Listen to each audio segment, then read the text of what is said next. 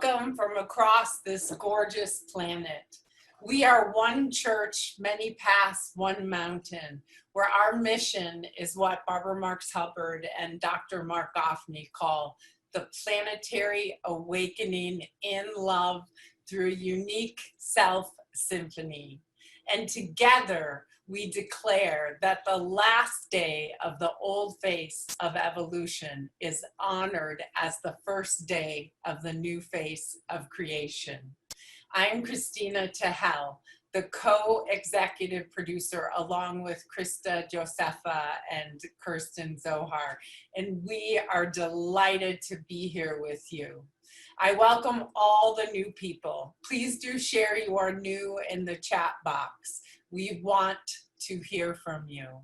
When you do chat to everyone by making sure that your chat settings say all panelists and attendees and not just all panelists. Use the chat function to say hi, to let us know where you're from, and to resonate the Dharma. In one church, many paths, one mountain. We are connected, we are whole, and we're expressions of the entire process of creation. We are activating a new humanity, and we are awakening as a new species, Homo Amor, the fulfillment of Homo sapien. We are a church, a synagogue, a mosque, a temple, a zendo. We are all of it. No one is excluded, everyone is included, and we come together to attune to the evolutionary impulse awakening within us. Welcome home, everyone. We're overjoyed to be with you today in week 198. Let everyone know about One Church, Many Paths, One Mountain. We are doing this primarily through word of mouth.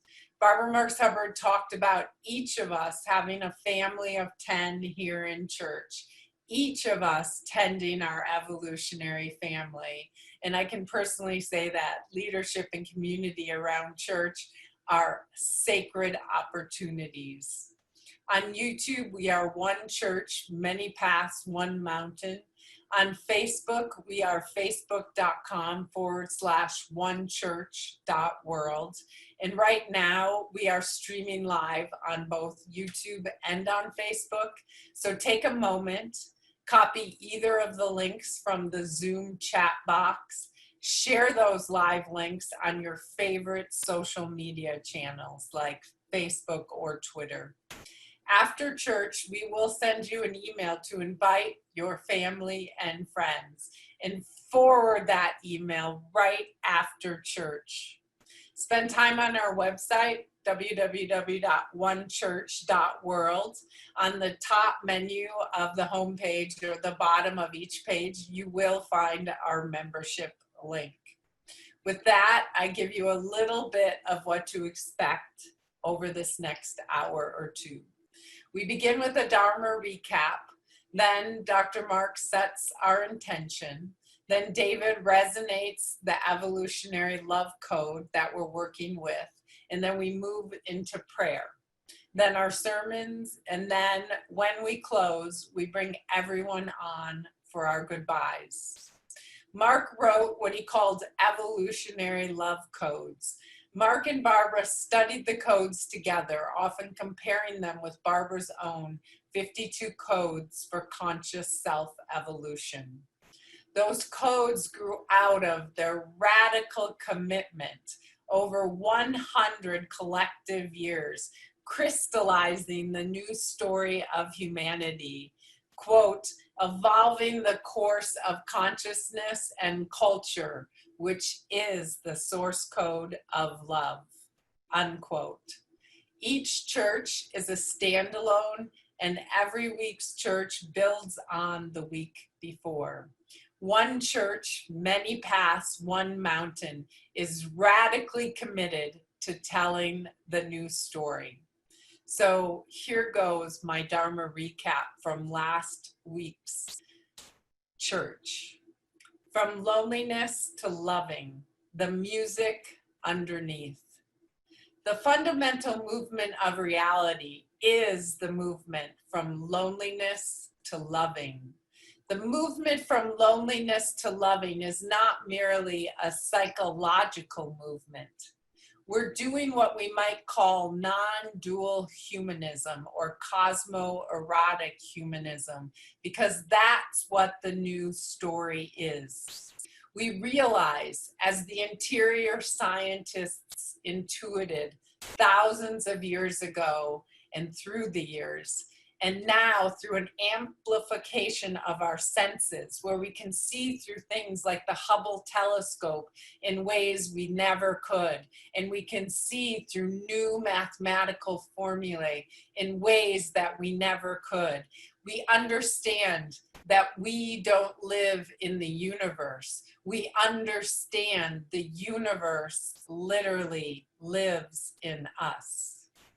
The universe story is one of ever deepening progressions of intimacies, where evolution itself is yearning for more intimacy as the actual structure of reality itself, and that this intimacy evolves, unfolds, deepens, and that this movement lives within us, reaches for other, feels alone when not part of the all one. To be lonely means to be not witnessed in a fundamental way. We can have fulfilled all of the exteriors in the world: food, drink, status, position, wealth, and safety. But actually, when our interior is not speaking to others' interior, we don't actually feel witnessed. When we wake up to the experience of loneliness, we can actually choose intimacy. This is the structure of the intimate universe, awakening to itself through us.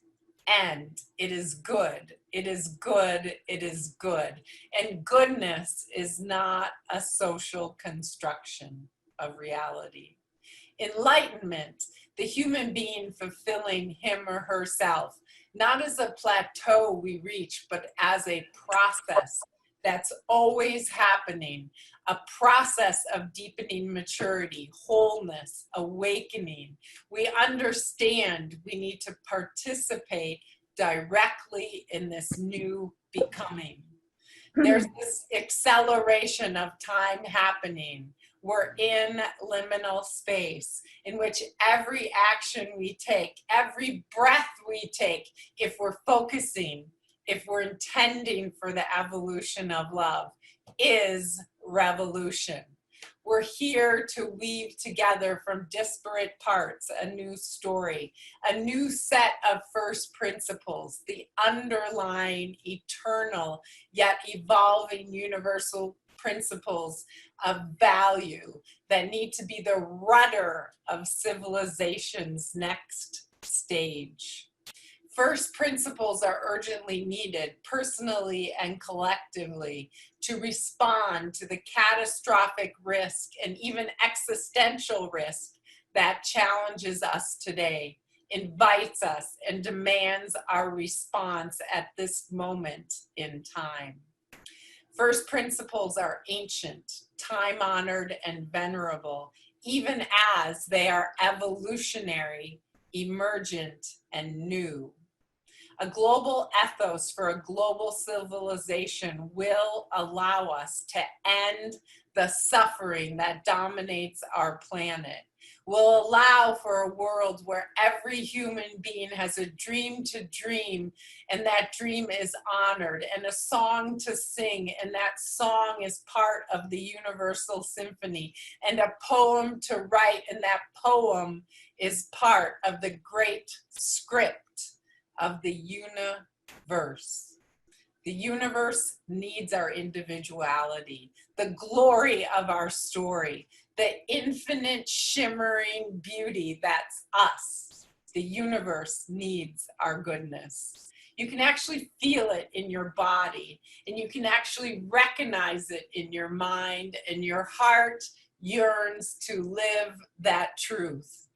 There are many different scores, but it's music underneath, and we're all notes in that music, and we witness each other, and we celebrate each other, and we all count, and we all matter.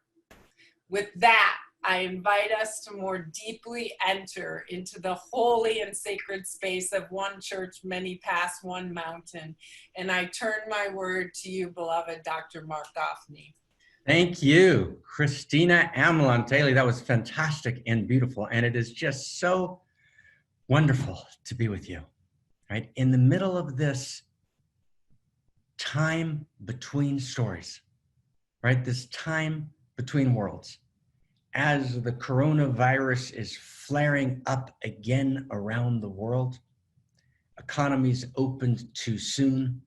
Economies opened for good reason, because lives were being shattered, because people were living paycheck to paycheck, because the loneliness and the destruction from the lockdown was massive.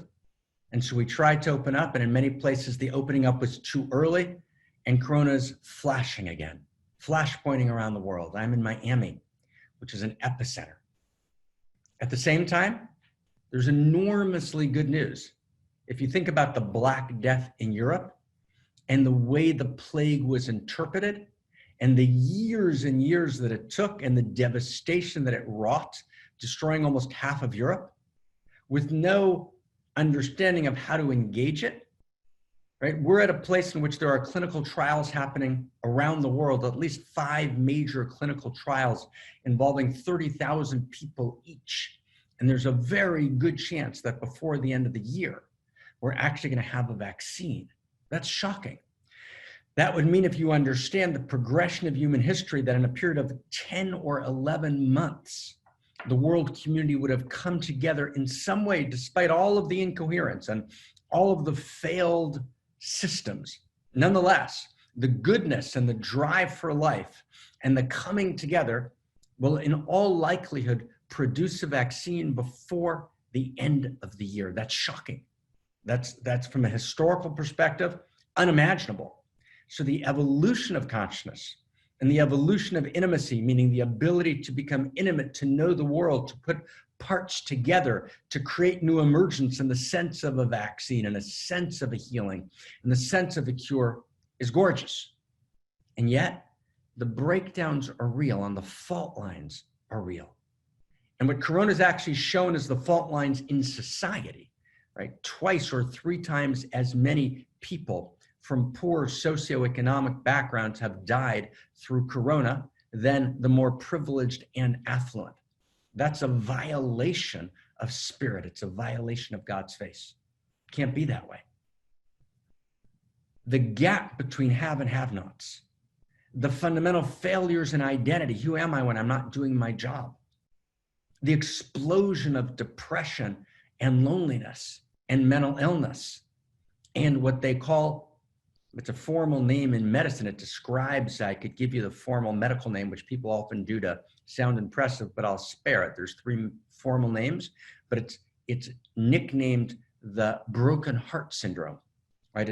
Which is a kind of experience. You feel like you're having a heart attack symptoms, but it's actually not a heart attack. It goes away in a few minutes, maybe a few hours, sometimes a couple of days. But that's actually flaring, right, dramatically higher than ever before. People's experience of depression, people's experience of radical loneliness is exploded. We're going to be talking about that today, because these are the fault lines of a society. And I want to try and say something really clear for a second. This is our intention. Why are we here? We're here in one communion, right? This is our one communion, one church, right? One love, one communion. Many paths, one mountain, right? We're changing the world through a new set of first principles. First principles grounded in the ontologizing of love, knowing that love is real. Love is not weak, love is strong, love is real. Love is the eros of reality. And that actually the evolution of love is the evolution of politics. And the failure of love, the failure of eros, is the failure of politics. And there's no split between the two. The great lineage masters understood, and I want to share something with you, that actually there's no split between the political and the personal. And I say something very brief about this to set our intention. And I'm going to turn to David, who's going to read our code. Then we're going to go into Amor. Then we're going to come back, and then we're going to go into prayer. And then we're going to blow this out together with Barbara Marx Hubbard, beloved Barbara, my evolutionary partner, our evolutionary partner. And we're going to actually articulate a new politics, right? A response to the pandemic that's about the potency of pleasure, the potency of love, right? That's about a new set of gorgeous first principles. And we're going to actually come together in a way that's actually unimaginable. But I want to just start with this intention. It's super exciting, super beautiful, and super critical. And it's got two sources. One is the Bible, the other is Wilhelm Reich, and the third is evolutionary thought. And one of the things we said here is that in first principles, we bring together the best of pre-modern, so that would be an ancient biblical text, the best of modern, which is evolutionary theory, right? And postmodernity. Reich is leaning into, Wilhelm Reich, the therapist, is leaning into postmodernity. We're weaving the three into a new whole greater than the sum of the parts, a new set of first principles, which are themselves a political, moral, social revolution of the heart. This is a revolution of the heart. This is an explosion of evolutionary love. It's an explosion of revolutionary love. And we're here as radical activists. We're here literally to change the source code. In this moment between utopia and dystopia, we're in this time between stories in which only a new set of first principles, right, that blow our hearts open, that actually envision, David, right, you and I boxed this morning, envision a genuine democratization of enlightenment, a genuine democratization of greatness, right, a genuine opening of the world's heart, right, only a shift from Homo sapien to Homo amor, right, from an ego-driven, grasping win-lose metrics, right, to a new understanding based on first principles, scientific first principles, interior and exterior science, a new vision of a new human and a new humanity, a new vision of politics based on a planetary awakening in love through unique self-symphonies. So that's what we're talking about here. That's our intention. And I want to add a piece to our intention and deepen it for a second. Is that okay? I'm going to check in with you on the chat box, okay? Everyone with me? We together, friends? I'm in the chat box, okay? Are we good? Are we good? Who's with us? Who's here? Are we here for real? Or are we just showing up, going through the motions? Are we here for real? Right? There's a word in the ancient text which is hineni. H-I-N-I-N-E-I. H-I-N-I-N-E-I. Hineni means, right, all in, right, for realsies, right? Hineni. Whoever knows the word, spell it. There, you got it. Right? Chris read hineni. Hineni means I am here. Right? Shout, are you here? Yes. Claire, are you here? Kirsten, hineni. Right? We're here together, right? Hineni, I am here. I'm here. I'm showing up all the way. So here we go. Here's the intention. So there's a text that says, tell the story of leaving Egypt every day. Now that idea of tell the story of leaving Egypt every day is actually what they were doing at the Last Supper in Christianity. It's what the Passover Seder is in the Hebrew lineage. So it's the Last Supper, right? In Christianity, it's the Passover Seder. And it's this fundamental evening, which is about telling the story of leaving Egypt. Now stay with me. Telling the story of leaving Egypt is a historical telling. It's a historical event. It's about history. It's about activism. And what's the Exodus about? Remember Spartacus? Who remembers the movie Spartacus? Who was with it? He just passed away. Kirk Douglas. Was that Kirk Douglas? Right, Spartacus? Who remembers Spartacus? Let's date ourselves. Right? Oh my God, I wasn't born when Spartacus came out. Okay, Spartacus, yes, says Shadi, yes. Spartacus, right? Remember the key scene in the movie, everybody? I'm Spartacus, I'm Spartacus. Who remembers that scene? So Spartacus is about the slave rising up. The writhing, rising slave challenging the status quo. Shad, I'm Spartacus, right? I'm Spartacus, right? So Exodus challenges the status quo. Exodus says, the fact that you're a slave in Egypt today doesn't mean you're going to be a slave tomorrow. The ancient world and the modern world are all about the status quo. You can barely break out. Right? The explosion all over the world today for justice, right, is that there's not an equal playing field, that the gap between the have and have-nots is too big.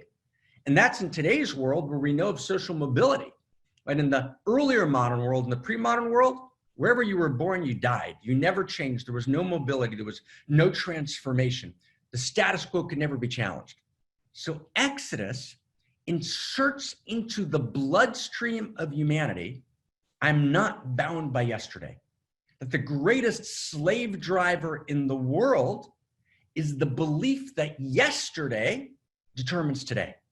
You got that? It's gorgeous. So my yesterday, and the only time I ever give up is when I realize, oh God, my yesterdays, there's too much of a pattern. I can't get out of it. I give up.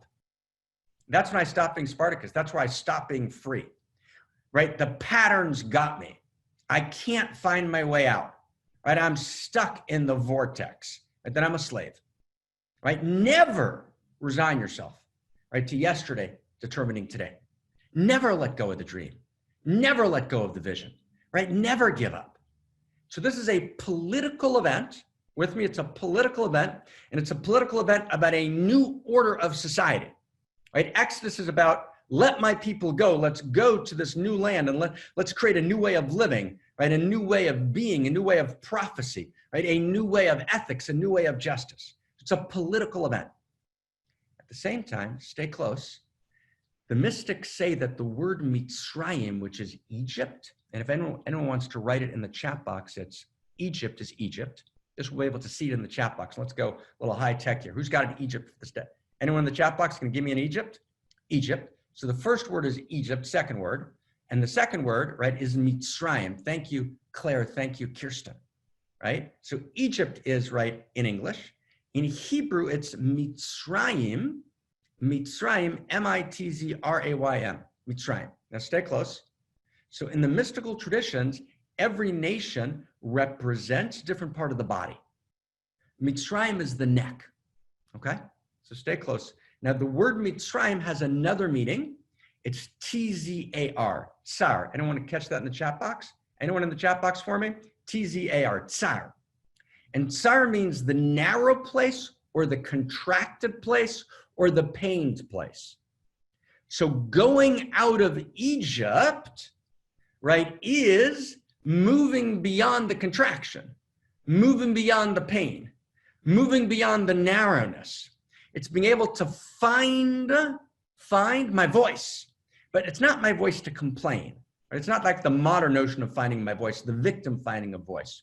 It's actually finding the fullness and delight in the midst of the servitude sometimes. Sometimes nothing changes, but I actually step in and I wake up and I can sing again, right? So when the words are trapped in my throat, but again, not the words of the victim's complaint, right? But the words of my joy, the words of my delight, right? The words of my song, when they're trapped, when I'm contracted, when I'm in my narrow places, I can't be free. So leaving Egypt is not just a political event. It's an event of leaving the contraction in my body and actually somatically, my body expanding. And I come home in my body, and I come home in my heart, and I come home in my soul. And I realize that my heart, my body, and soul aren't in any way split from each other. Thomas Hanna was a great somatic pioneer who understood this. He died early in a car crash after giving his first training. Through my body, we say, I vision God. Says the book of Job. Through my body, I vision God. The body's alive, right? And when the body's awake and alive, I actually lift myself up out of oppression, right? I lift myself up out of slavery. So actually the political movement of moving beyond slavery, the political movement of telling the story of leaving Egypt, which is a political story, is also in the great lineages of Hebrew mysticism. It's also a personal, embodied, somatic, psychological, spiritual, mystical, existential, moving beyond my narrowness, moving beyond the patterns of yesterday, moving beyond my contraction. So the political and the embodied existential spiritual transformation are the same. There's no split between them. That's a big deal. That's what the lineage understood. The personal is political. That's what Wilhelm Reich understood. In his book on the mass psychology of fascism, he understood that actually the failure to be intimate with my own body, the failure to be intimate with my own heart body, and that failure exponentialized, right, by what he called, right, listen, little man, right? The sense of the little man, and by the little woman, meaning the person who's been so oppressed that they've actually lost their freedom, who's actually operating in this kind of conformity, right? Who actually has lost the sense of their own original gorgeousness, their own originality, the spark of their aliveness, because the contraction and the old pattern, right? And the false self and the false self voices are so oppressive, you can't break out of them, right? Can you get that? So Reich said that coded in the body is the political disaster. Coded in the body is the oppression of the structure of society. And if we want to create a new society, we got to create a new body. We got to create a new soma. We got to create a new heart, right? Vetnat lacha, right? I'll create for you a new heart, a pure heart, right? A new body, a pure body, right? A heart that breathes outrageous love, a body that understands the dignity of desire and knows how to clarify desire and reach for, right? Have few desires, but have great ones, said the Buddha. So the personal is political. The political is personal. Our intention here, and in David's going to resonate the code, is to understand that the broken heart syndrome in Corona is actually just an expression of a deeper broken heart that's been living all over the world, right? Who are we? Are we not more than a win-lose metrics in a success story in which we've got to cover up the lingering, incessant pain?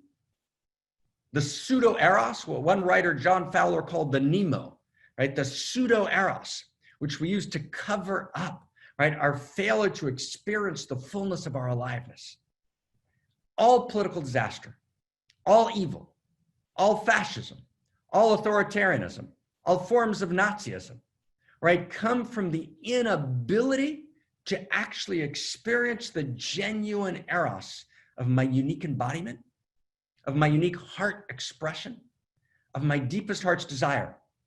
And when we create a society in which we exponentialize across and we iterate across the entire system that fundamental failure of eros, then actually all the evils and actings out, which are actually forms of pseudo-eros, dominate the system. And that's what generates pandemic, global intimacy disorder, no global coherence, no preparation, even though we know the pandemic's coming, allowing the most poor among us to be the most vulnerable, and that's somehow okay because we're cut off from the body politic and we're cut off from the body heart and the body soul of reality. We've got to retell this story, but not a fanciful way, not conjecture, not new age, not fundamentalism. We actually have to iterate a new set of first principles about how Homo sapien fulfills him herself in Homo Amor, this vision of the new human and the new humanity. We got to start with the individual human being. The evolutionary human doesn't bypass the personal. They realize the personal is everything and it explodes into the political. So at the heart of the personal, and in the middle of COVID, we're all feeling it as loneliness, right? And depression and hurt. So we're going to talk today about loneliness, and we're going to talk about moving. We began the conversation last week. We're going to hear from Barbara this week about moving from loneliness to loving. So I cannot be more delighted than to turn to David, right? Who's wearing black today. I think Christina Amelin is wearing black today, isn't he? No, he's gotten a little fancier since I saw him this morning. A little fancier, Mark. David, blow us away. Take us inside, brother. Thank you, Dr. Mark. Thank you so much. So friends, as I read this code, as I resonate the code, let's find those places in our own hearts, our broken hearts, where we feel trapped, where we feel enslaved to yesterday. You know, I remember about 8 years ago, I had this moment where before I came out of the closet as a queer man, I remember there was one night where I was laying on the ground, huddled up like in a fetal position, contracted and feeling the most alone that I've ever felt in my life. And something in that moment told me, you matter, right? I am here. So I had this sudden realization, and then something moved through me and the tears washed away all the contraction. And from then on, you know, I came out and my dignity was renewed. And it wasn't me that did it, right? It was something bigger. It was reality. It was God moving through me. And I'm so grateful for that. And I know people for decades that hold that part of themselves in prison for, you know, until their old age, right? So I was grateful to actually have that grace to move through it. So friends, let's find those places in our hearts even today that we've felt imprisoned and need liberation, right? Tsar, the narrow place. This week's evolutionary love code. The fundamental movement of reality is the movement from loneliness to loving, from alienation to integration, from fragmentation to union. This is the moment of Eros. On the inside, Eros feels like pleasure. The failure of Eros feels like pain. I'll read this one more time. Let's feel it even deeper, resonating in every cell of our body. The fundamental movement of reality is the movement from loneliness to loving, from alienation to integration, from fragmentation to union. This is the movement of Eros. On the inside, Eros feels like pleasure, and the failure of Eros feels like pain. So with that, I turn my word back to you, Dr. Mark. David, thank you, David. Thank you, thank you, thank you, right? Oh my God. So we're about to pray. And before we pray, we always establish Amor. And Amor is its insides are lined with love. And its insides are lined with love. And to actually feel and to know that the whole thing, right, all the way up and all the way down, from the subatomic particles that are allured to each other, that come together to create an atom, a new intimacy, literally a whole greater than the sum of the parts, a new configuration of intimacy. So when I come together to study with David, when I come together to study with and to, right, try to talk to, right, my beloved friend, Kirsten Zohar, right, when I come together to study with, right, to talk to Jacqueline, right? When I come together to talk, and right, Tom, Ronayne, and I sit and we talk and study. So what are we doing? We're creating a new intimacy, right? We are literally subatomic particles. And when all of us come together, when we come together in this unique self-symphony, when we come together, you know, Hafiz writes about the rogues and the fools, right? And right, the harlots and the courtesans and the scoundrels who are God's great gifts, right? Making the divine symphony go. I mean, that's who we are. And I'm not saying we're harlots or scoundrels, so no one take it personally. But what I mean is, and what Hafiz means, is that when a band of people come together, each with their own story, each with their own beauty, each with their own brokenness, and we play our unique self-symphony, and we love each other madly, right? Insanely, right? Love mad, right? And we create that sense of genuine, outrageous love, and we rip our hearts open. And then we put our energy on, as interior scientists, as Da Vinci, right? In this time between worlds, we're in the Renaissance in a time between worlds, and we actually say we're going to integrate. We're going to do the best Darwin Freud level integration of all information available today. And we actually tell a new story. And at the center of that story is Amor, is the ontologizing of love, that love is real. It's the actual force that animates cosmos. It's the eros that animates the four forces, the strong and the weak nuclear, the electromagnetic, the gravitational, all part of a larger field of eros, right? It's a one love, one communion. Reality itself is one love, one communion. Wow. That's actually true. That's the best interior and exterior science. So that's Amor. So Shahati and the gang, right, from the Netherlands, are going to sing us Amor. Amor all over the world. Let's sing with them. Amor, our weekly chant, Amor. Its insides are lined with love. Amor, amor, amor, amor, amor. Yes. Amor, amor, amor, amor, amor. Amor, amor, amor, amor, amor, amor. Amor, amor, amor, amor, amor, amor. Amor, amor, amor, amor. Amor,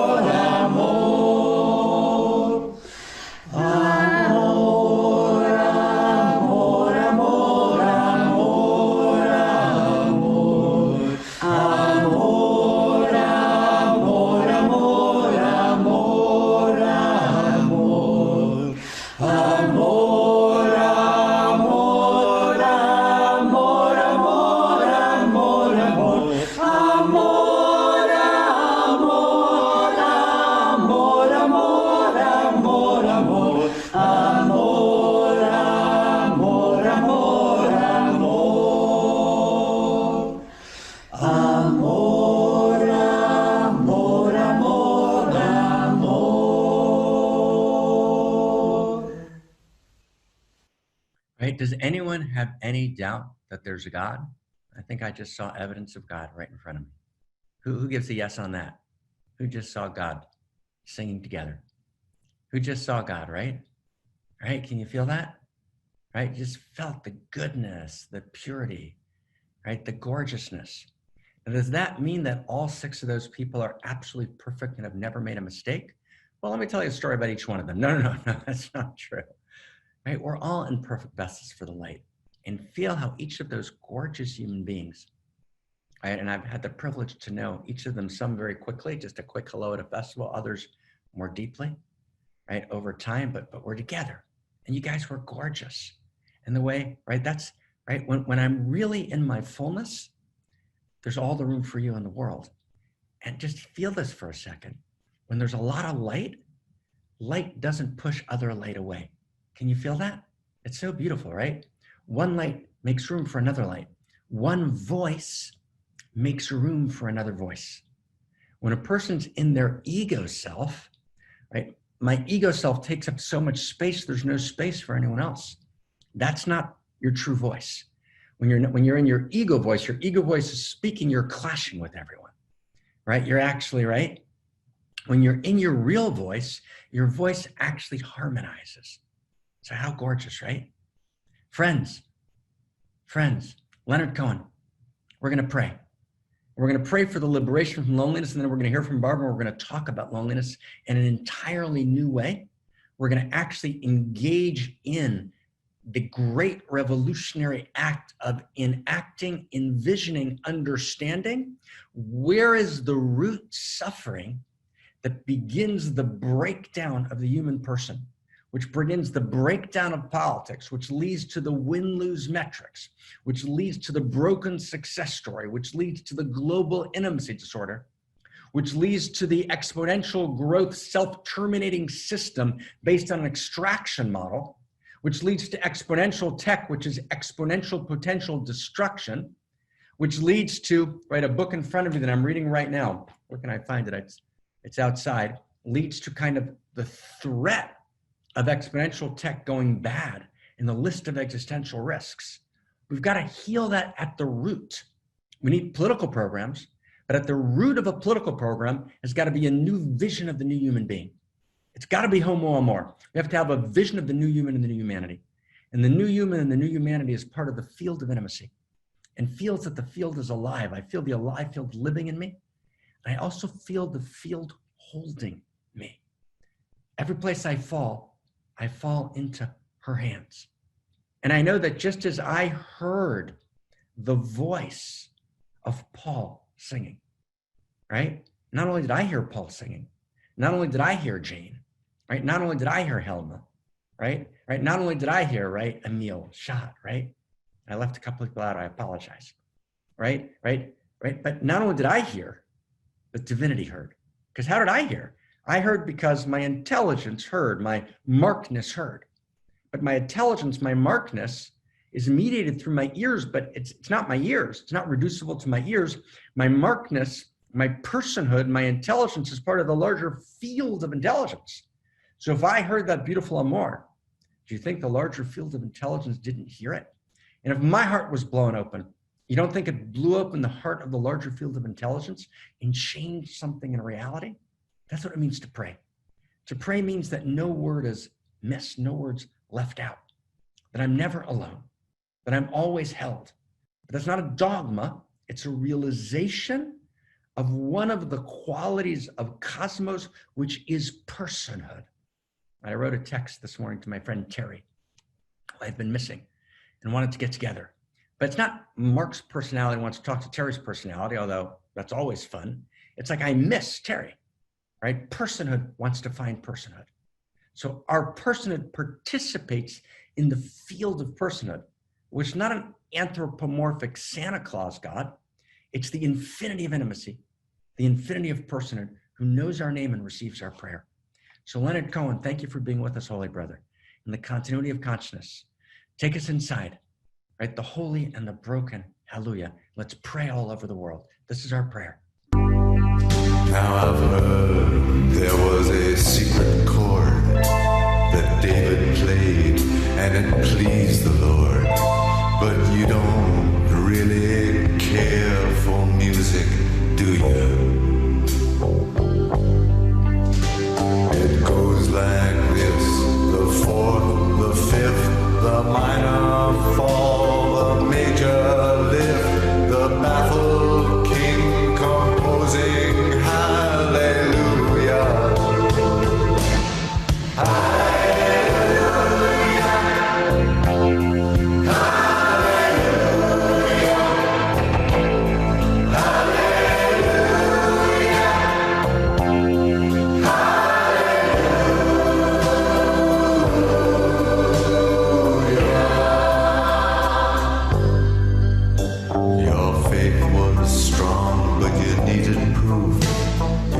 saw her bathing on the roof, her beauty and the moonlight overthrew you. She tied you to a kitchen chair, she broke your throat and she cut your hair, and from your lips she drew the hallelujah.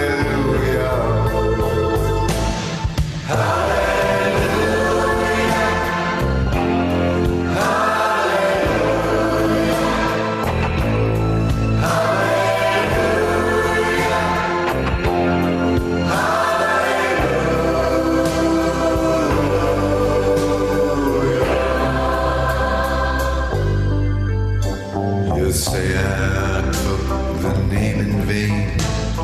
I don't even know the name. But if I did, well really, what's it to you? There's a blaze of light in every word. It doesn't matter which you heard, the holy or the broken. Hallelujah.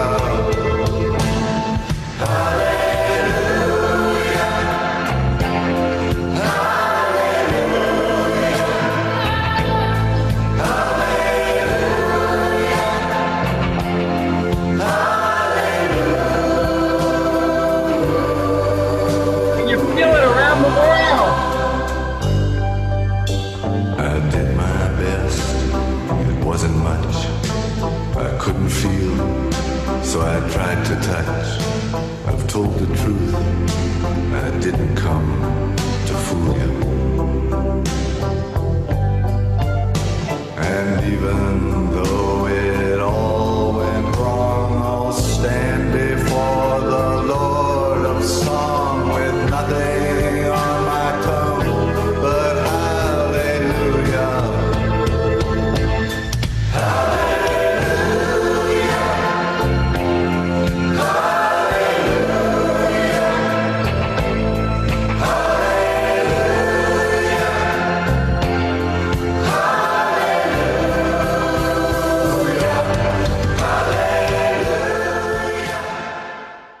There's a blaze of light in every word, right? Doesn't matter what you heard. The holy, right? And the broken hallelujah. And we meet in the chat box and we pray. So anything you got, Nathan, I pray for all humanity to further align with their unique self, right? Design an even deeper, recognize their inherent self-worth and unique self-gifts in this lifetime. Yes, and we're creating a unique self-institute, right, to make that happen. So thank you, Nathan, and thank you, Claire, who's directing that. And we got to bring that into being. Joycey, and I can't wait to talk to you, right? We haven't quite gotten to meet yet, but we've gotten to meet here every week. So I look forward to talking, right, in person, praying for less contraction and more expansion, right, in my life with the harmony of Unique Self Symphony. Yes, Oots, I pray for more and more regeneration of body, soul, and spirit, right? Letting it in more and more contact. Terry, I pray that every day I practice moving, right, from loneliness to love. So Liam, I pray that everyone allow their hearts to open so that together with divine eros, we can create a better loving universe. Amen. Right, Shahat, I pray for all of my friends and all people to be able to find ourselves ever deeper through all the pain and all the hardships, right? Falling into new love all the time. Penny Lane, you must be named after a song or a song's named after you. I pray for all hearts to open to the movement of eros, right? Kirsten, praying to find my way through the narrow places and find my true voice in the Unique Self Symphony. And it never looks like what you think it does. And praying for humanity to find its way through the narrow places and find its true voice in the Unique Self Symphony. Amen. Amen. Bonnie May, I pray for the revolution of Amor. Oriana, thank you for your email, Oriana. I pray for the world to awaken as one heart in every heartbeat. Gabi, right? I pray, beloved, take away my heart of stone, right? And give me a heart of flesh and courage and wisdom, right? To act it. Jean, you've been sick with COVID and it's day 40. Jean, we're pouring energy into you. Love, everyone, can just everybody pour energy into Jean. Jean, we're pouring energy into you, right? Yes, right, strength and energy. And we're breathing with you and we're holding you. Jacqueline, I pray for all those who are struggling to feed their families and pay their bills. David, yes, I pray for global institutions, which we're going to manifest, or we're going to create the first principles for, to create larger wholes, to solve global problems. Enoch, I pray for opening and loving through the pain, right, of the world and my pain, right? Oh my God, right? I pray for as speedy and gentle recovery from COVID as possible. Kimberly, blessings to you, Kimberly, right? Mad blessings. And Kimberly, if you can, write to all panelists and attendees so everyone can hear you. Krista, I pray for the growth and expansion and deepening of one communion, right, and to serve with all of my being. Yea, our fearless leader, our lead executive producer, right, together with Christina Amlon and Kirsten Zohar. Nathan, brother, you're awesome. I pray for continued healing for Hans. And Hans, we cannot wait. Hans is going to be rejoining us soon. And Hans, we are ecstatic, waiting for Hans to rejoin the inner team. Right, Hans, oh my God, right? We miss you and we love you. Oots, Randall, Roots, Randall, mad blessings to you, right? Amen, Kimberly, right? G Mag, right? And G Mag, I'm going to ask you again also to, right, to shift to all panelists and attendees, right? G Mag, you've got a migraine, right? I pray to get rid of my migraine. Oh my God, right? And to play a larger game. Suzette, yes, GMAG, I pray for the ability to step into wherever I'm needed and lift everyone up along the way. And you do, Suzette. Tom, Renee, I pray that God has teach me of her desire for me and that I create a wisdom school together with Mark. Did you write that? Oh my God, Tom, yes, so that she let me know how I may be of service to her and others. Oh my God, right? Oh my God, Mosa, I pray for a good week. And Mosa, thank you. Jamie, I pray for Eros to melt my heart, right?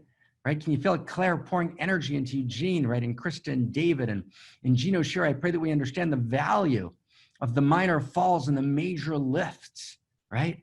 To be incarnated again and again, right? To Haley and David and Nathan and Ken. Ken, it's so good to see you, Ken. Ken, you've put up 40, right, posts at this point, 49, right? You've just blown it away. And just, Ken, knowing you're here and knowing you're with us and knowing we're holding hands together just blows my heart open. And Ken, I think about you every day. I thank you, Ken. Right, thank you. Right, Claire, praying for Sean and Mary's complete recovery. Right, amen to Tom. And right, like wow, the minor falls and the major lifts. Right, the holy, right, and the broken. Hallelujah. Oh my God. Wow. So we're about to do. I'm checking the time. We're about to do our sermon with Barbara. And what we're going to do is we're going to actually finish. We're going to finish as we do it. At the top of the hour, we're going to finish, right, one communion, kind of the formal church. And then we're going to do our sense making around the code, okay? Which we're going to do for about 30 minutes, okay? So before we get to Barbara, who's going to lead off the next hour, I want to just introduce, right, this very, very beautiful chant. And I'm going to ask someone to put the words of Mizmor Shir in the chat box. And these are words that were written by King David. And we're in this evolutionary vision where we realize I am evolution, that the evolutionary impulse beats in me. And we realize that the next stage of evolution, and this is critical, we actually moved from the first Big Bang, the first inception of infinity manifesting as finitude, as matter, the first Big Bang, the physiosphere. Then the physiosphere, matter triumphed as the biosphere, as life.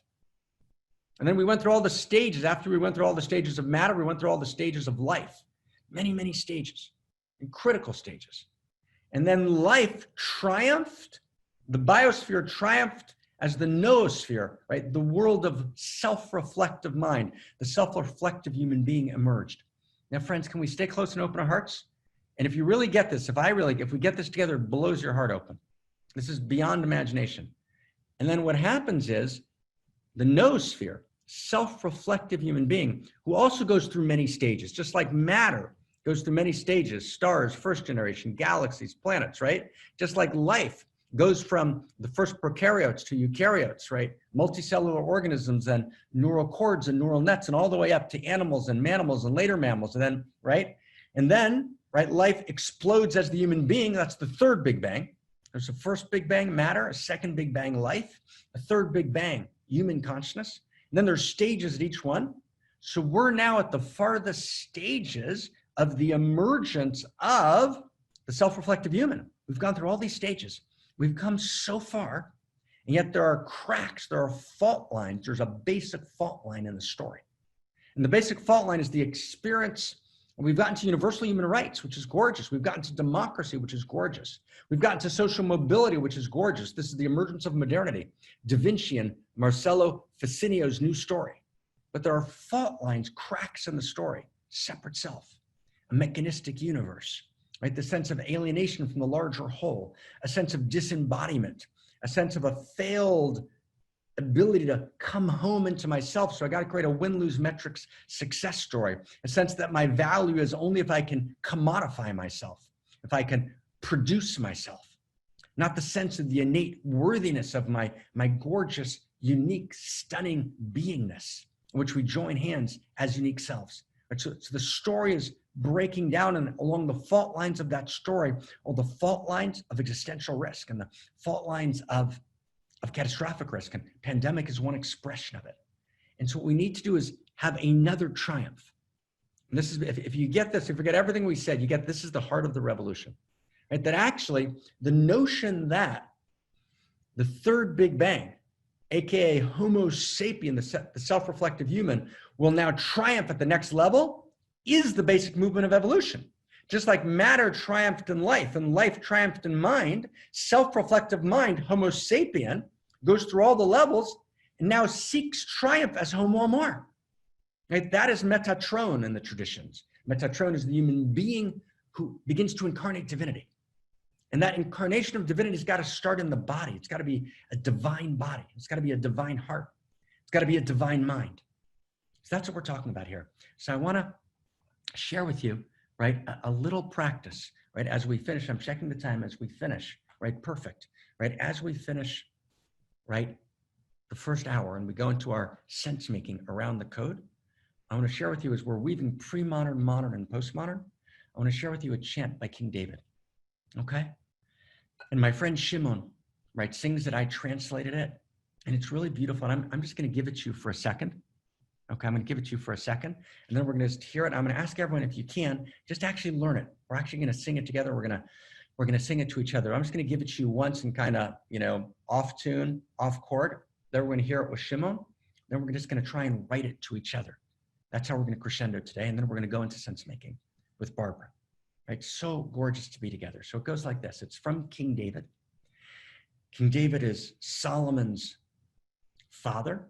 He's the king in ancient Jerusalem. He's the writer of Psalms.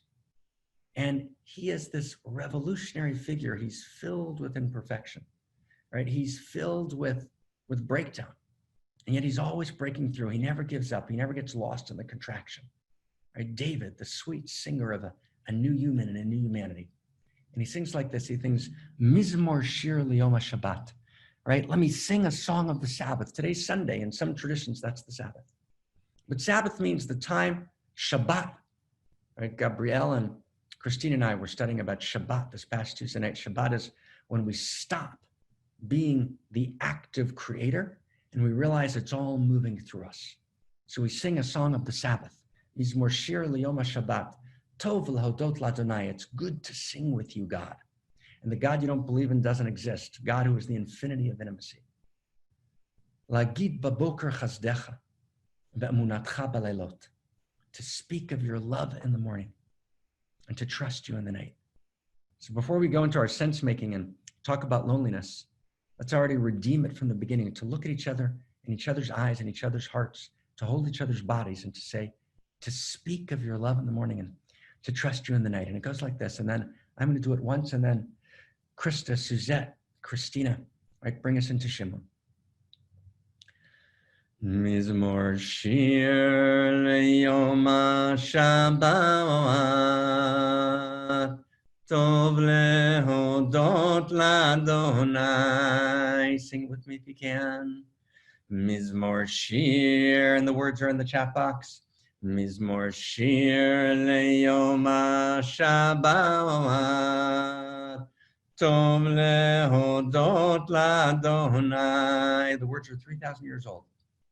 Mizmor Shir Liyom HaShabbat, טוב להודות לאדוני,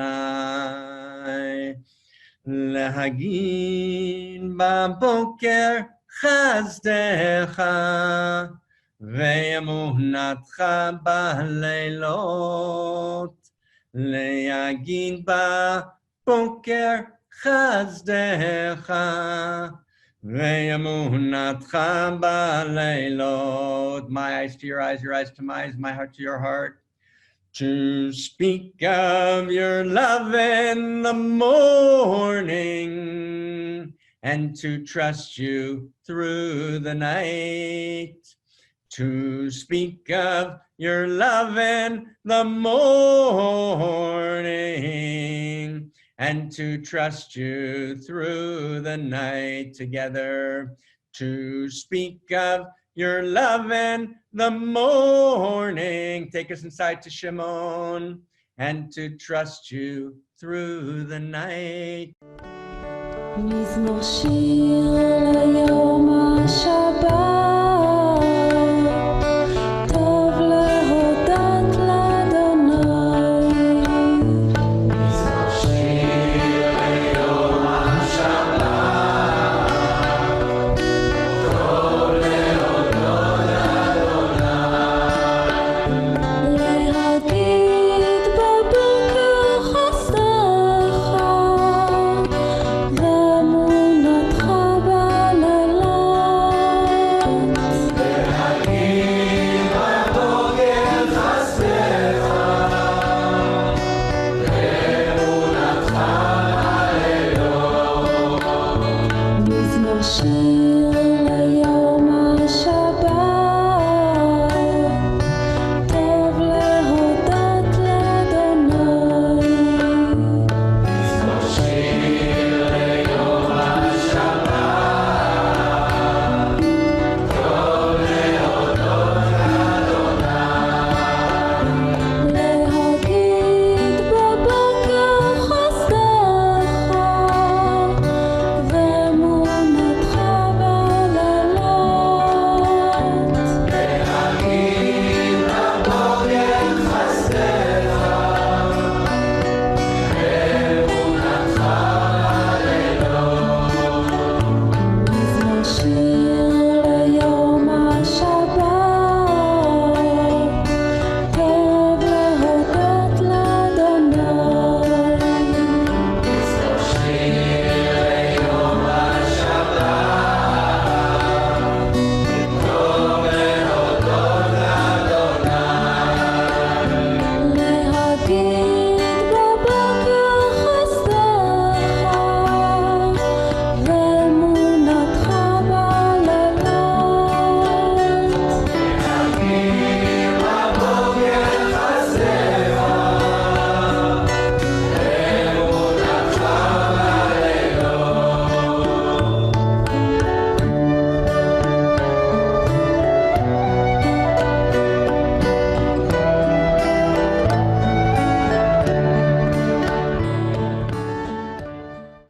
Wow. Wow. So just friends, last second, right as we finish church, okay? Who's just willing to write it? Just to write it one more time. To speak of your love in the morning. Just anyone who wants to write that, just so we can feel it, right? To speak of your love in the morning.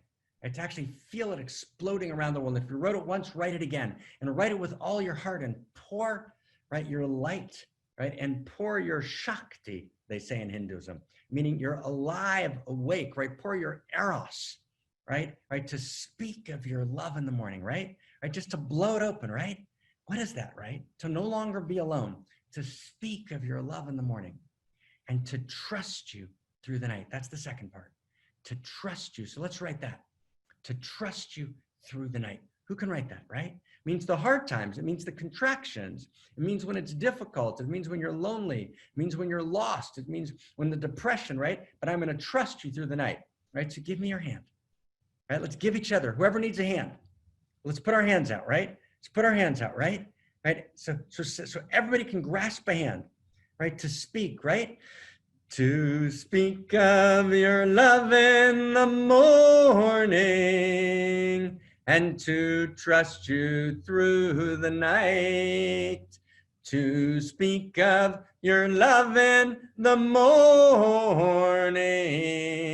and to trust you through the night. Right? Will you take my hand? Can I take your hand? Do you understand that in a world in which everybody can actually sing and understand and feel this truth, it's a world in which pandemics are prepared for. It's a world in which no one's outside of the circle, right? It's a world in which there's a politics of embodied love, right? It's a world in which we feel each other. That's what intimacy means, right? Feel me, feeling you. Oh my God. So thank you. So David, let's get the code. Whoever's got the code, we just finished one communion. We're gonna take a break, break's over. Let's breathe for a second. Let's take a look at the code. Okay, let's take a look at the code. Let's read it together. Let's read it together. Okay, here we go. Let's read it together, everybody. 1, 2, 3, and we're gonna hear Barbara. Right, the fundamental movement of reality. If you can read it out loud, wherever you are. Right, the fundamental movement of reality is the movement from loneliness to loving, from alienation to integration, from fragmentation to union. This is the movement of Eros. On the inside, Eros feels like pleasure. We're going to be getting together on October 10th, I believe, August 10th. And if someone can put a link in, that'd be fantastic. All right, and we're going to hear from Krista later about how to join and how to be part of this one communion. And we're going to hear about how to become part of the festival, either from Shad or Claire. We're going to have an incredible time August 10th as we go deep into the source code. But right now we're in first principles, okay? So first principles, let's see it together, right?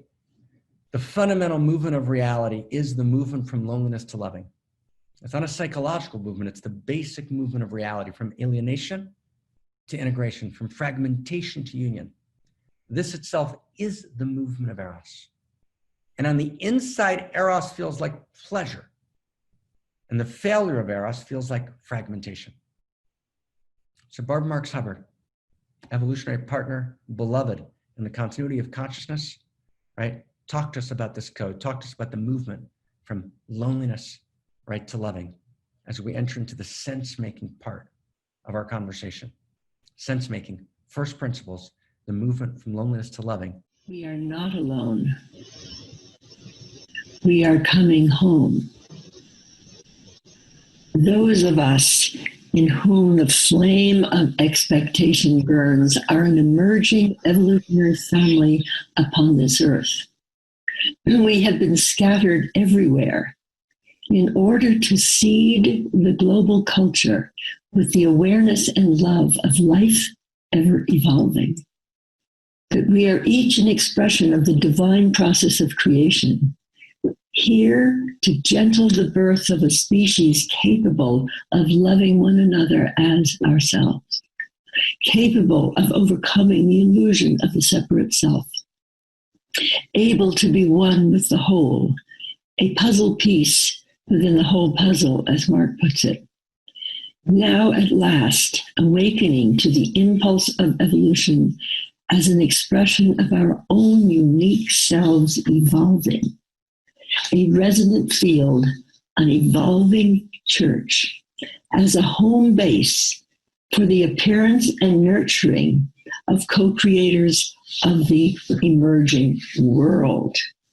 This historic declaration of a new home base for the evolving humans. Do we feel loneliness? Yes, we do. What is the response to our aloneness? As Mark puts it, interiority, genuine holy conversation, and purpose. As we join together as members of the evolutionary family of humanity in the evolutionary church, we begin to foster the politics of evolutionary love consciously. We're finding our way home. This reality is flowing through our blood and bones as the impulse of the Creator, animating us as unique evolutionary co-creators in the evolutionary church of humanity. So I want to tell a little bit of my own discovery of loneliness, why it occurred, and what to do about it, using all the great Dharma that we're getting together here. Loneliness is possibly the most prevalent emotional problem we face in this culture. More people feel lonely than any other psychological problem. And it's obvious what happened. The extended family disappeared. We do not live in community, most of us. There are all services to help us, but we still feel lonely. And I did this myself. I'm a perfect example of someone who broke the pattern. I had the 5 children. I loved my husband. I loved my children, my home, my dog, my cat, my garden, and everything. And yet this depression sank in, and I had the awareness to realize something more wanted to be expressed. What was it? It was vocation. Life purpose, which is one of the great keys of overcoming loneliness, but also it can truly create loneliness. Because what did I have to do? To make a very long story short, I got a divorce, I took 5 children to Washington, D.C., and I created the Committee for the Future. Why? Because of the impulse of evolution, but it created loneliness. And then I had to create a new family there, and it kept growing and kept growing. And I realized that what's happening here to the evolutionary family of humanity, who now has a new church, it's really an epic moment, is that every one of us somewhere inside said yes to deeper purpose.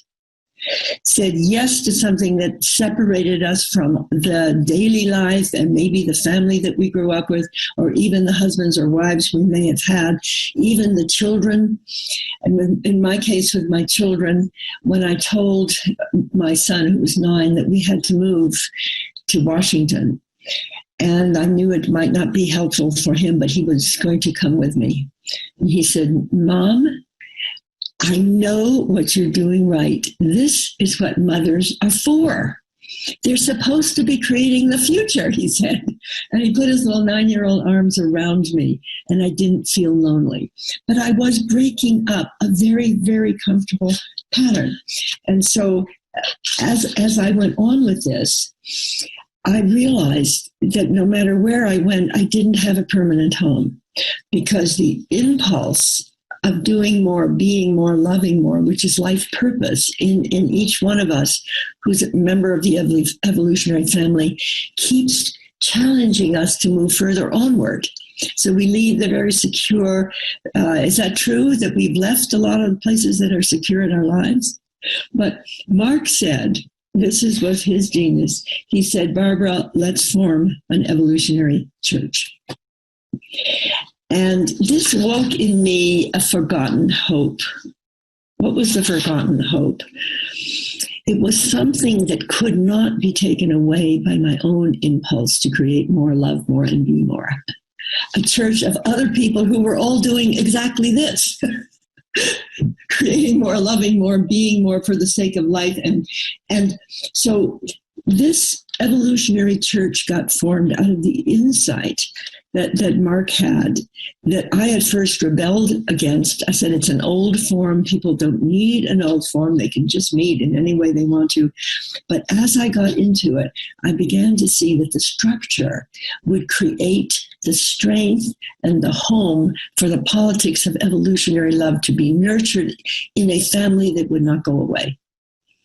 And that it could, in fact, be the most important step in this vast movement of political evolutionary change that we could possibly take. Thank you. I turn my word to Mark. How wonderful, Barbara, is it to be with you, right? Everyone, just in the chat box, how wonderful is it to be with Barbara, right?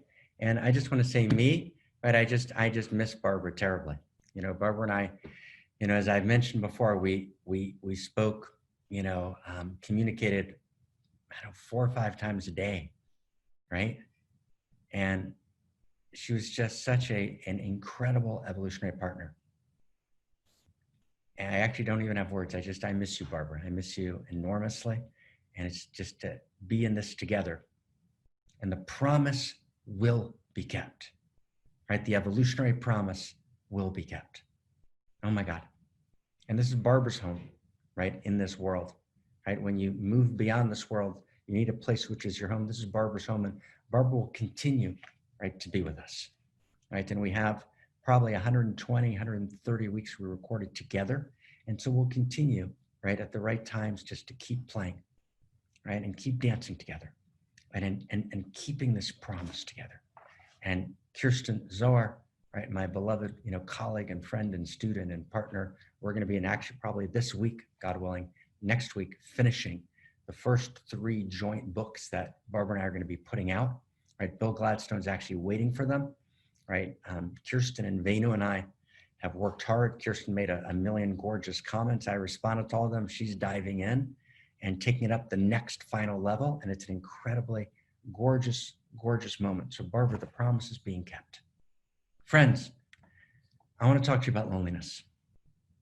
I want to talk to you about loneliness, and I want to talk about it briefly, but I want to really capture this right in the middle of COVID, the loneliness of Corona, but the deeper loneliness that Corona accentuates, because as we said in our earlier podcast today, we talked about the podcast church, the podcast One Church, One Communion.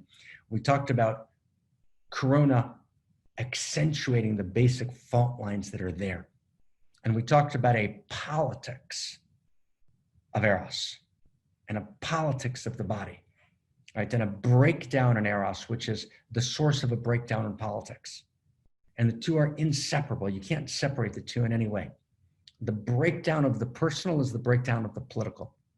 And it's the personal story, the story of the body, the story of the heart. Right? The phenomenology of Eros that I've worked on with Christina for the last several years is about the story of the body and the heart together. It's the story about Eros being love in the body and sex being love in the body. And it's the story about desire. And it's the story about desire for creativity and for meaning and for transformation. But it's all got to be located in the individual human's lived experience. You have to live it. And you've got to live it in spirit. You got to live it in realization. You got to live it in enlightenment. You got to live it in the enlightenment that lives in the body. And the Eros that's encrypted in the body sacred. The Bill of Rights and the first principles are encrypted in the body sacred. They're told in the body and they're told in the heart. And there's no split between the two. And so we need to actually tell the story of the new human and the story of the new humanity, which begins with the individual, and then it goes to the communion. So it's first the individual homo amor, and then it's the one communion, right? It's the community of homo amor. It's the unique selves that come together. So we're going to focus just on one piece of the story now. And it's an incredibly important piece. And with your permission, I'm going to tell you a story and then try and capture something. But before the story, I want to see if I can locate something with you for a second, okay? There's an entire series of studies that are called mirror studies. And they began actually in the late 19th century, and they picked up with a couple of French researchers. They were mostly anecdotal, in which researchers actually watched their children very carefully to see when the children had the first glimpse of self-recognition. And it would be, they would look at themselves in the mirror and they'd maybe say their name. Or they'd look at themselves in the mirror and there might be a red mark and they would touch the red mark on themselves. Right? There were these mirror studies. It's before mirror neurons, not mirror neurons, Nathan. It's before, there's actually something else, not mirror neurons. That's a much later development. Mirror studies are, when do you locate yourself in the mirror? Right? The first glimmer of self-recognition. And it's not actually a one-time event. Not a one-time event. It's actually one of the things we know from the research. And the research got much more formal. There were about 4 major studies after the anecdotal research. We know that it's not an event. It's actually a continuum. But there's this moment of self-recognition. That's the first step, self-recognition. Everyone with me? But then there's a moment, and I'm going to take my face off for a second. So I want you just to follow the words if you can, because it's a really big deal. It's before Ken. It's even before I'm an individual. Right? It's a second before that. Self-recognition is the first stage of self-recognition. And then the second stage, right, is self-awareness, Ken, which is what you're talking about. Okay? And I want to just kind of track this with me for a second. What does it mean, right, to look in the mirror, right, and to understand for the first time, but you understand it clearly, that actually what you're seeing in the mirror is nothing other than what other people see when they look at you. So this is not the first moment of self-recognition of a baby. This happens closer to 7 or 8 years old. I want to say it again because it's very deep, and I want to kind of get my face out of the way and just follow the words, okay? Right, so what does it mean? There's a certain moment when you move from self-recognition to self-awareness. When you look in the mirror and you get the sense that what you see is what other people see when they look at you, okay? So this moment, Lacan talked about this, right? And Merleau-Ponty talked about this, and Henry Wallen talked about this, right? But it's this moment, this is when your identity is birthed in the world, but at the very same time, it's also the moment which you're ripped into. It's what R.D. Laing, who really studied these thinkers, called the divided self. It's the actual moment where your loneliness begins. It's the birth of your alienation from the world. Right? And there's this distinction, right? And it's very, very deep, but I want you to get it, right? It's in this moment, it's in this leap from kind of self-recognition to self-awareness. That's the moment when the psyche is torn in two. But the shock is not, right? It's not that other exists. That's not the shock, right? That you understand earlier. But what you realize is that you yourself are an other for all others. Does everyone get that sentence? I want you to see if you can get that sentence. You realize that you yourself are an other for all others. Does everyone get that? You realize you yourself, you look in the mirror, right? You look in the mirror and you see, oh, right, you can actually look, you look in the chat box, right? I see, oh, there's Mark. But then I realized, right, and this is about 8 years old, that when people see me, they're not seeing me inside. They're not feeling my interiority. They're not feeling me intimately, right? Intimacy is feel me feeling you. And we've talked about intimacy. It's shared identity. It means we can actually feel each other. But actually, there's a breakdown in intimacy in the very process of development. And there's this moment where I move from self-recognition to self-awareness, this moment in which the psyche's torn in two, in which I look and I realize, when I look in the mirror and I see that figure, Mark, Ken, right, Kirsten, Nathan, and I'm shocked because I realize that when others look at me, they see me as an other. How many people got that? It's incredibly deep and it's incredibly fundamental. How many people got, just give me a yes, how many people got that? Right? I mean, it's fundamental. This is the fundamental moment of alienation. It's where loneliness is born. Did you get that? That's where I become lonely. And I become lonely, and it happens on 2 levels. Now go a second level. Who's ready to go deeper? You ready to go deeper? Give me yes if you can go deeper. Who can go deeper? You ready? So let's go deeper. So at that same moment, when I realize that when the other looks at me, I am other to the other. You get that? So in that same moment, I also begin to become other to myself. And as I also begin to be, right, I'm lonely because I can't quite find myself.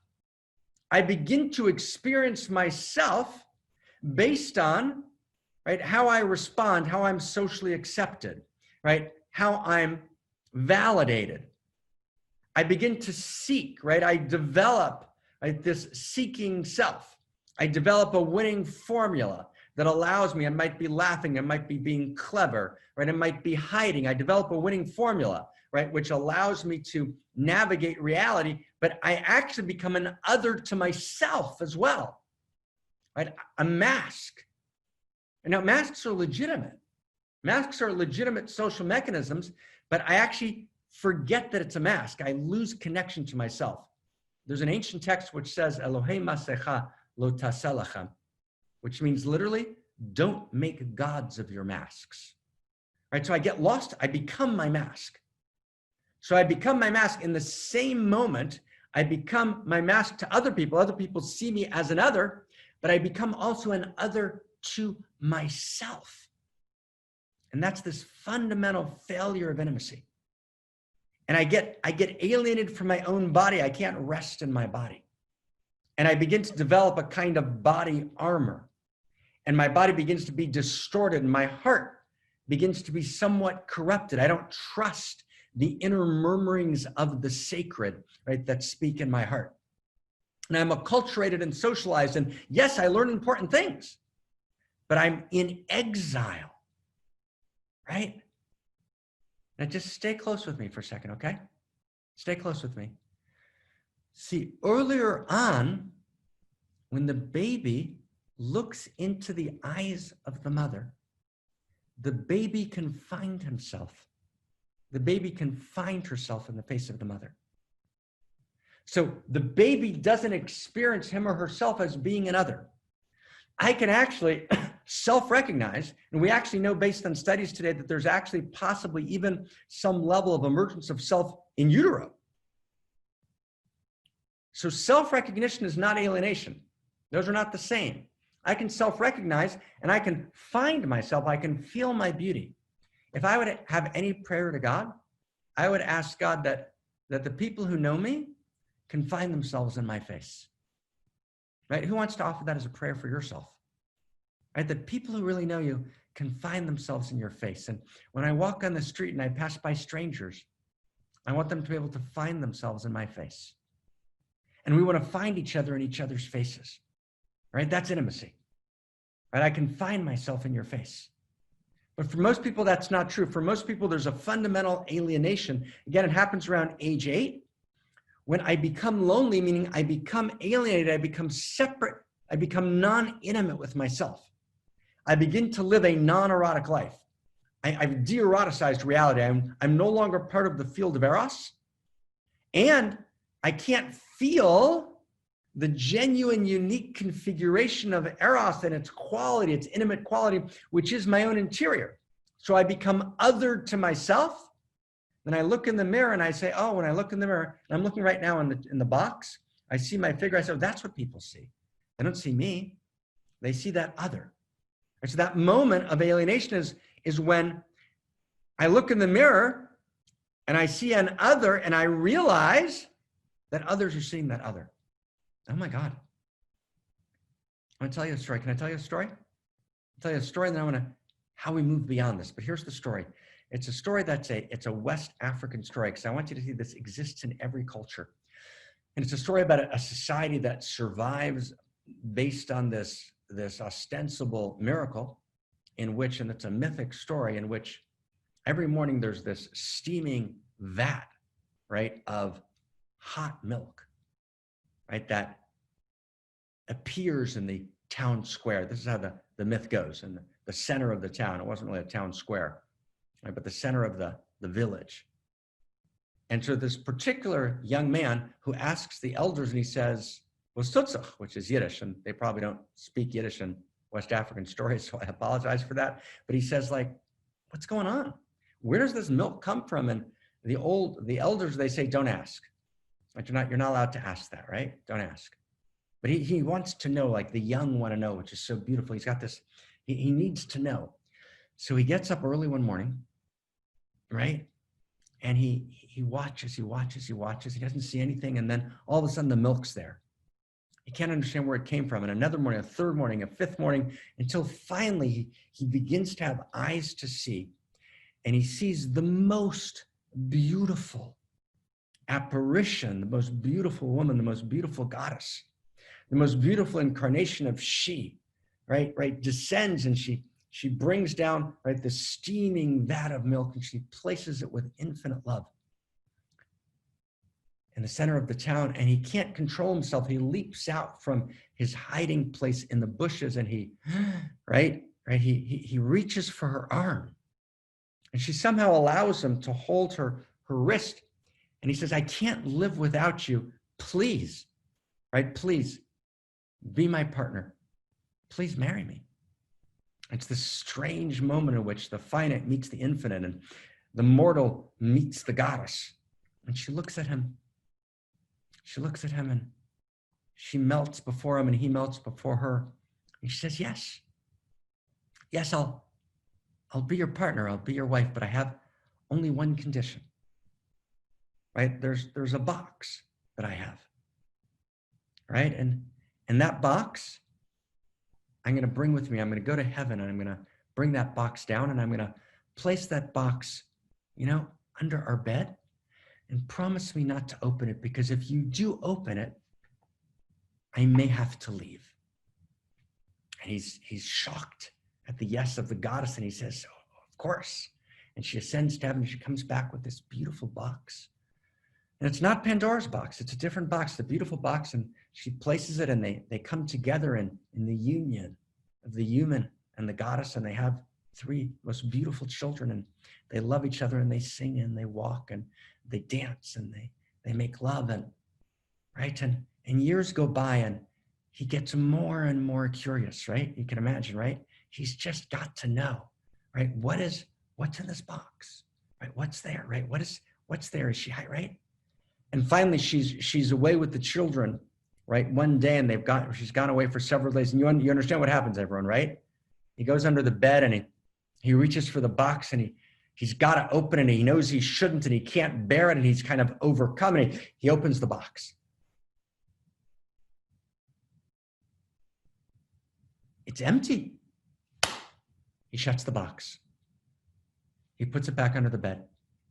She comes home. When women know what their men have done, right? When they're not home, that's an ironclad rule, right? She says, you opened the box. He said, yes, I opened the box. And she said, I may have to leave. She said, what do you mean you may have to? He said, I may have to leave. She said, I have one question for you. Yes, tell me the question. I'll answer. What was in the box? And he says, what do you mean what was in the box? The box was empty.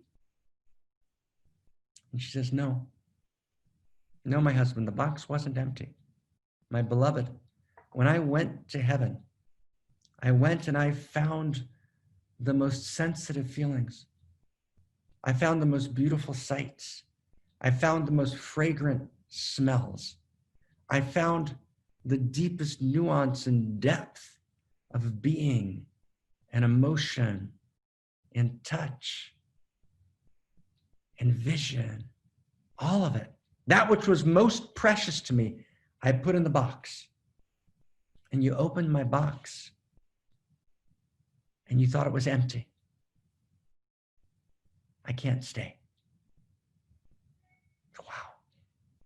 Right? That's what it means to be lonely.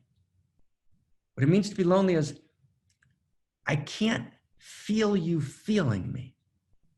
When you look at me, you see an other. You see a function. You see an outside. You may see some of my power. You might even see some of my vulnerability, but you can't put it together. You're not witness to my life. You don't see my story from beginning to end. You don't feel me on the inside. You don't know my purity. You don't feel my goodness. You can't feel my fear. You can't feel my desperation. You can't feel what it feels like when I contract and my throat closes and I feel like I'm going to die and my heart's going to burst open and I'm left alone. So I feel I have to leave.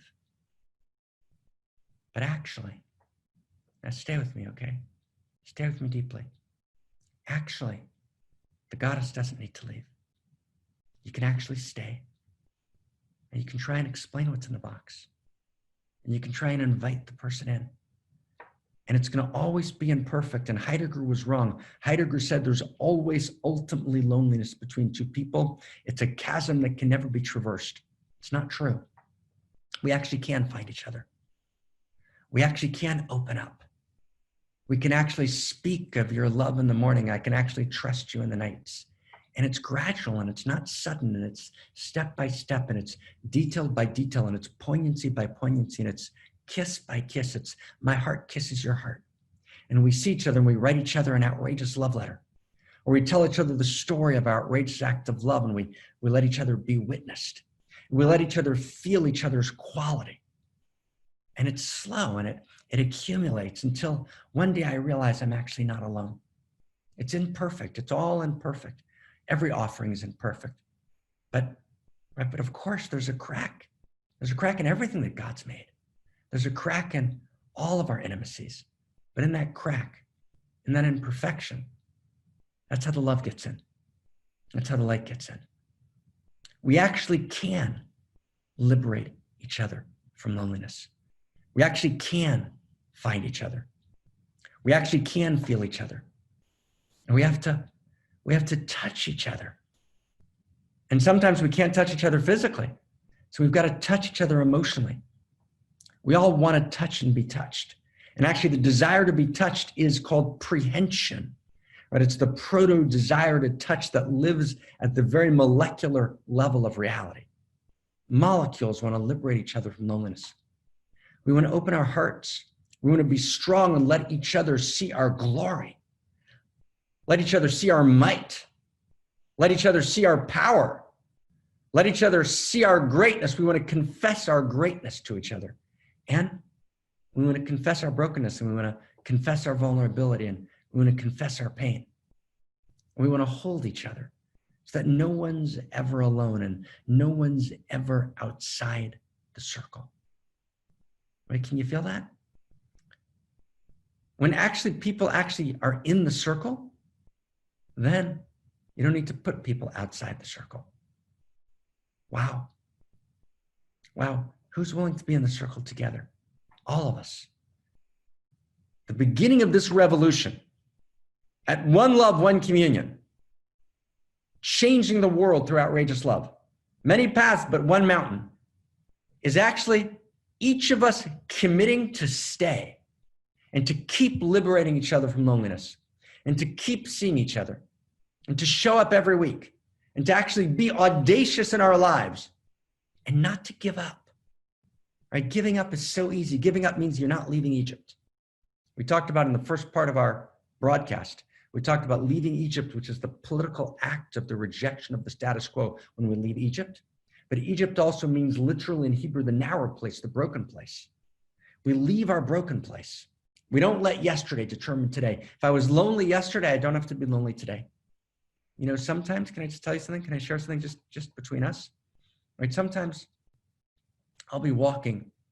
I was recently on a subway in New York about a year ago, where I was walking through Miami, and there was someone sitting who was a little bit of a bum on a bench, and we caught each other's eye. And that moment we saw each other. And that moment we were liberated from loneliness. It can happen in 1,000 moments between strangers. And it happens in the deep places where we stay together and we know we're not going to leave. We're not going to leave. We're never going to go away. Or we're always together, never not. And we're going to make this revolution. And this revolution is going to be the articulation of first principles. It's going to be to write a great library. It's going to be to make the Da Vinci move in culture in this time between worlds and this time between stories. But it can't be the Lenin Marxist revolution where we destroy people along the way and millions of people get destroyed, right? You crack eggs to make an omelet. No, each person counts. Doesn't mean we don't call people. Doesn't mean we don't give, right? We don't give, right, serious feedback. It means we never give up, right? No one's ever cast away from the table, right? Step inside, right? Become part of this revolution. Right? Commit to liberate yourself from loneliness. Commit to find your unique voice. Commit to give your unique gift, right? Commit to know that the world needs your service. The world needs to feel your quality. And if you hide your quality, right, you're hiding something the world desperately needs. There's 3 reasons, we end here. There's 3 reasons why people are lonely. 1, we're lonely because we can't find anyone, right? We know our quality. We desperately want to share it, but we can't find anyone. So let's find each other. Let's find people for each other, right? Let's find each other. Let's find people we can. And if you know someone who should meet someone, put them together. Introduce people to each other, right? Find our way. Look for each other. Let's make this huge effort. So 1 is, I need someone with whom to share my soul print, with whom to share, right, my unique self. So 1 reason we're lonely, we can't find anyone. So we're going to find each other. The second reason we're lonely is because we actually don't know how to tell our story. We don't know, right, how to communicate. We don't know how to touch each other. We don't know how to be intimate. We're lost in our broken patterns. We're lost in our false core sentence. We don't actually realize the impact we have, right? We can't find ourselves. We don't know how to share. So we got to learn how to share. Okay, we need to learn how to share the gorgeousness that we are. But friends, the deepest reason that we're lonely, because we've actually become alienated from our own unique quality. We actually can't find ourselves, right? We're disembodied. We're cut off from the somatic, felt quality of our unique self-gorgeousness. So we got to find ourselves, right? And where do we find ourselves? In each other's eyes. So with your permission, everyone has the power of blessing. So I want to ask if we could all bless each other. Here's the blessing, okay? Here's the blessing. I'm going to turn to Krista in 1 second. Here's the blessing. We should all become the kind of person that when a person looks in our face, they find themselves. That's what it means to be homo amor. That's homo amor. Homo amor means you look in my face, you find yourself. And I look in your face and I find myself. Right? We're mirrors to each other. Wow. And we begin to heal the divided self. We begin to be able to come home in our bodies. Right? We make love with each other's hearts all the time. All the time, never not. Homo amor means to live outrageous love. It means to commit outrageous acts of love. It means to create a new Dharma, which we're going to do together at the festival starting August 10th. Wow. Lady Krista, take us inside. How do we become part of this? How do we make this revolution us? Thank you, Mark. I have tears in my eyes because as you were speaking about this, I remember it so well, the moment that I wanted to leave. And I've been joining the Outrageous Festival for 5 years and deeply studying the Dharma. And last year, suddenly I was in my contracted self, my separated ego, and I couldn't find my way in and I couldn't find my unique place. And I was telling myself like, oh, well, I will just skip a year. I will not join this year. It's fine. And I'm so grateful for everybody here in this community, especially Shahad and you, Mark, for pulling me back in, for inviting me to stay and to actually commit to deepen and to be witnessed by all of us and to receive the blessing of the outrageous love that is part of this communion. And I also want to invite you to stay, to come closer with us and to actually become a part of this communion. Of course, we gather every week here in our sermon, and we meet each other and we see each other. But actually all throughout the week, there's an opportunity for you to actually get to know each other, to really become part of this evolutionary family where we get to feel each other, where we practice together, where we meet each other face to face and witness each other, and really become these evolutionary partners. So one of the opportunities is that we gather every Monday in our writing class together with Christina Emelong. I'm hosting this class and we write to the evolutionary love code. And this is an opportunity to deepen your connection with this love code and really start to embody it, because as you are writing, you are processing this evolutionary love code and making it your own and transforming yourself through your writing. So I invite you to join us there. It's tomorrow, every Monday at 11 a.m. Pacific time, which is 8 p.m. European time. And I will put my email in the chat box so you can reach out to me and I will send you the Zoom link. It's absolutely totally free and available for everybody to join us.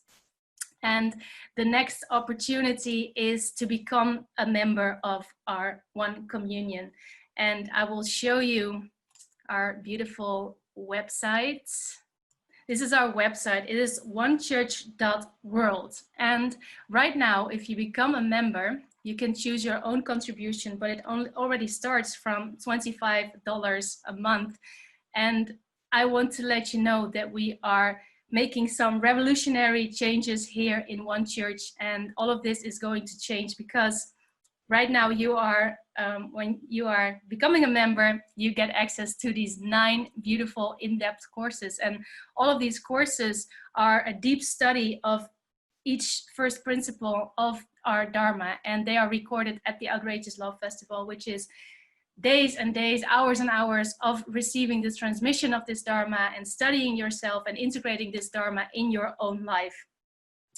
But we are going to change that, and actually, I don't know precisely how we change, but we want to create deeper study groups, and actually this is not going to be available for our low-end membership for very long. So if you do want to get access to all of these 9 courses, I invite you to sign up right now, and I will also keep you posted with the changes in our email. So I want to make sure that if you're signed up for One Church, if you're not signed up yet, go to our website, and on the homepage you can sign up to receive all of the replays and also the reminders for our weekly sermon. If you are signed up, please make sure that our emails don't end up in your spam folder and you actually receive the emails, because I have some very exciting news to share with you there very soon. So thank you for being here with me. And with that, I give my words to you, beloved Claire, I think, who's going to speak about this festival. Thank you, Krista, for giving me the space, and Mark, thank you.